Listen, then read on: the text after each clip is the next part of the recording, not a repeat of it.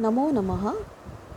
आज के कक्षा में वेद पद का अर्थ या उसकी व्युत्पत्ति देखेंगे।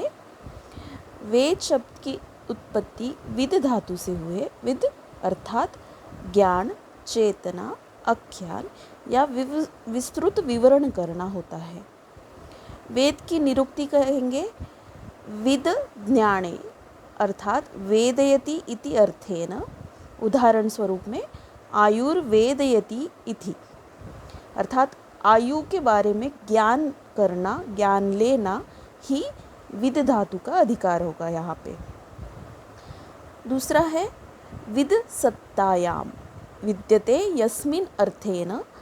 उदाहरणार्थ आयुर्विद्यते इति अर्थात जिसकी सत्ता आयु में विद्यमान होती है उसे विद कहा गया है। अर्थात आयुर्विद्यते विद्यमान आयु,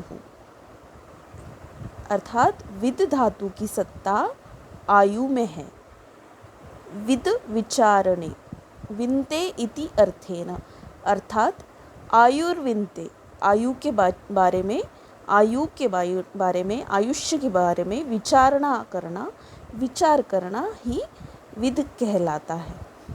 विद लाभे अर्थात विन्दति अर्थेन आयुर्विन्दति इति।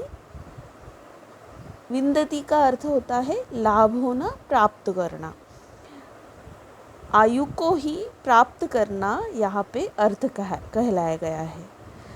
दूसरे भी कथन यहाँ पे चक्रपाणी और डल्हन आदि टीकाकारों ने कहे गए हैं। जैसे वेदयति, बोधयति, विद्यते, ज्ञायते अर्थात इन सब शब्द का अर्थ जानना होता है। विद्यते विचारयते अर्थात विचार करना। विद्यते अर्थात रहना, किसी की सत्ता होना। विन्दति अर्थात प्राप्त करना या फिर लाभ होना। यहाँ पे ज्ञान का लाभ हो रहा है, इसीलिए या इस शब्द में विन्दति कहा गया है। अन्य भी शब्द है जैसे वेदनम, संवेदनम। इसका अर्थ में ज्ञान होना ही अधिकार कहा गया है। धन्यवाद।